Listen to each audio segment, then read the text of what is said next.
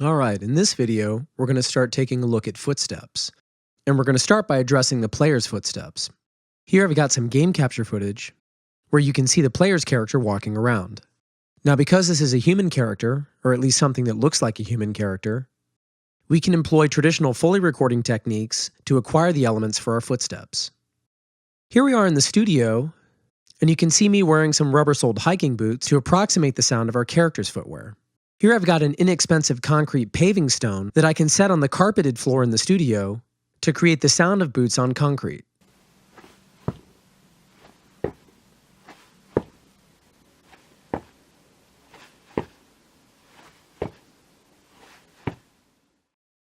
Next, I'm going to manipulate some coarse fabric with my hands to create the sound of the character's clothing movement as he walks.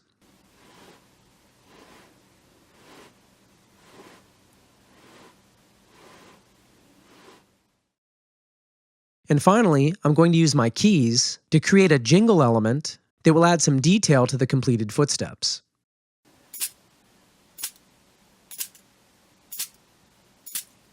Okay, so now we've got all the elements we need. Let's switch over to Pro Tools and build our footsteps.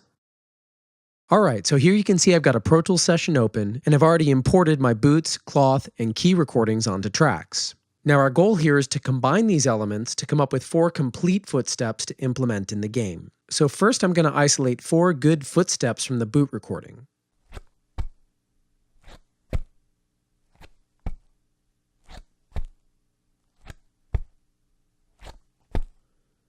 And those all sound pretty good, so I'm just going to grab the middle 4.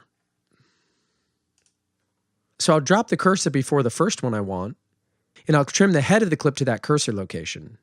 You can quickly do this by pressing the A key on your QWERTY keyboard, or you can do it the long way by going to the Edit menu, Trim Clip, Start to Insertion. Then, with Tab to Transient enabled, I can simply press the Tab key to tab right up to the first footstep. Now normally if the character were walking slowly, you might want some of the heel-toe type of elements that get recorded in footsteps. But in this game, like many others, the footsteps happen so quickly that we really just want a single impact. Now I can press the A key again to remove the extra material at the beginning of the clip. And let's take a listen to what we've got. Then I'll go ahead and nudge a few frames later and use the Separate command, which is B on the QWERTY keyboard, or I can go to the Edit menu and choose Separate Clip at Selection. Now we'll tab up to the next footstep using Tab to Transient. Press the A key again, nudge a few frames later, and separate again. And we'll keep repeating this process with all of the elements that we've recorded.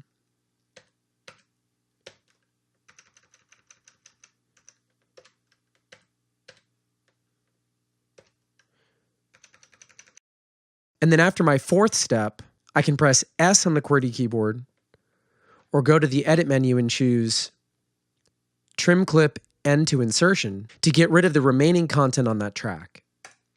Now I'm left with just my 4 boot impacts. Now let's take a listen to our cloth elements and see if we can find a sequence of 4 that sound good.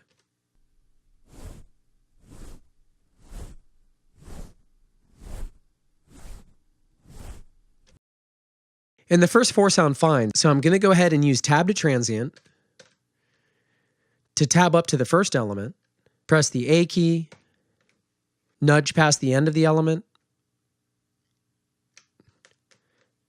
use B to separate, Tab, A, nudge, press B, Tab, A, nudge, B.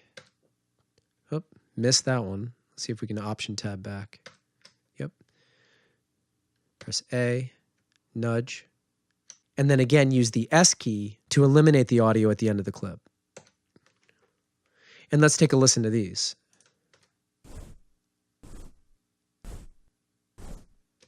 Okay, those sound pretty good. We can fine-tune them later if we need to. So let's move on to our keys.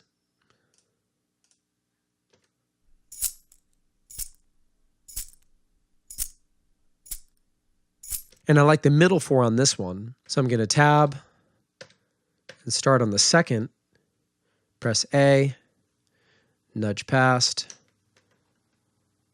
separate, tab, press A, nudge past, separate, tab, press A, nudge, separate, tab, A, nudge past it, and then press S. Let's take a listen to those.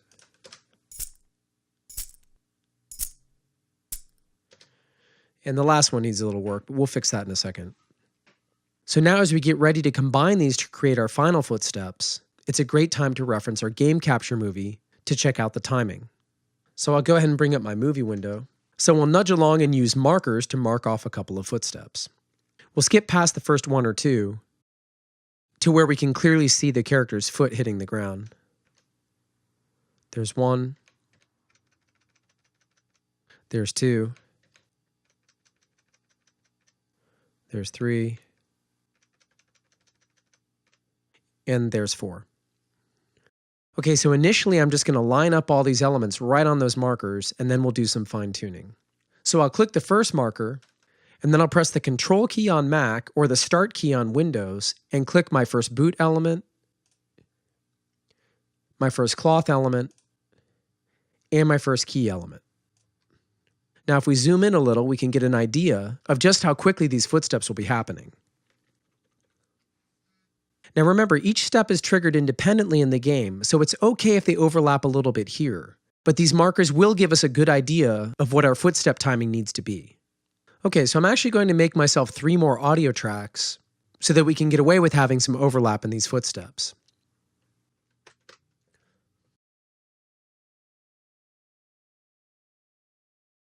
So now we'll zoom out a little bit, and then I'll click on the second memory location, hold Control on a Mac or Start on Windows, and drag these to the correct location on my second group of tracks.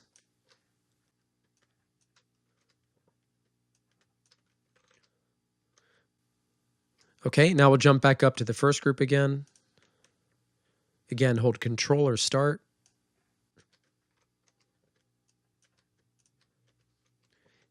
Then location 4. Boots. Cloth. And keys. And I go ahead and pull the cloth track down a little bit in volume. Let's take a listen to what we've got.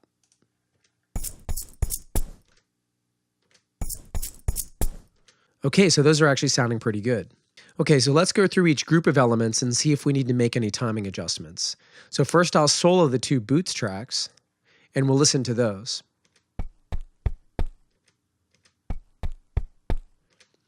And those actually sound pretty good. But I'll go ahead and trim the start of them a little bit to make sure we're not cutting off the attack.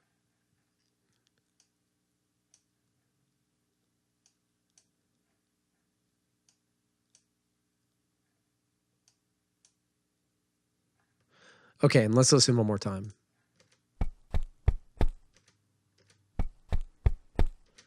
Okay, sounding good. So let's move on to our cloth elements. So I'll solo those 2 tracks. Let's see what that looks like.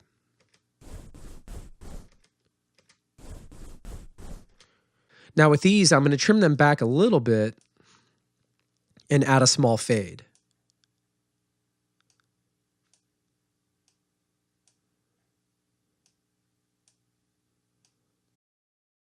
Notice how easy it is to do this with the Smart tool.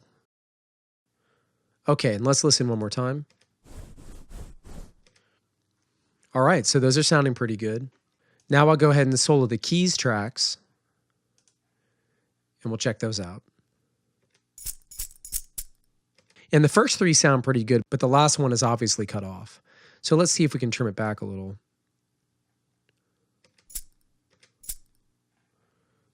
And listen to all of them one more time. Okay, so we may need to replace that one because it's really quite distinctly different from the other 3. Now I think if I trim out the tail of that clip, I should be able to find another key element. And there's one more, so let's take a listen to that. Yeah, that one sounds pretty good. So I'm going to go ahead and switch these out. And again, I'll tab up to it, use my A key to trim the head of the clip, S to trim the tail of the clip, and then I'll drag it back into position. And I'm just going to kind of eyeball it here, maybe about there.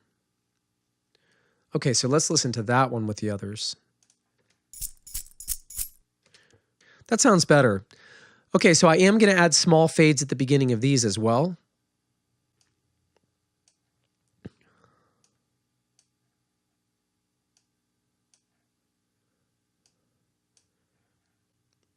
Listen one more time.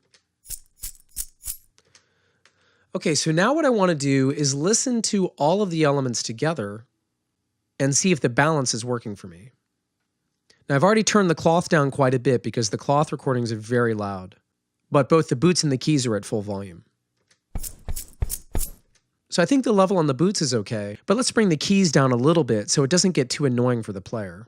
So I'm going to grab each of those tracks and bring them down about 6 dB.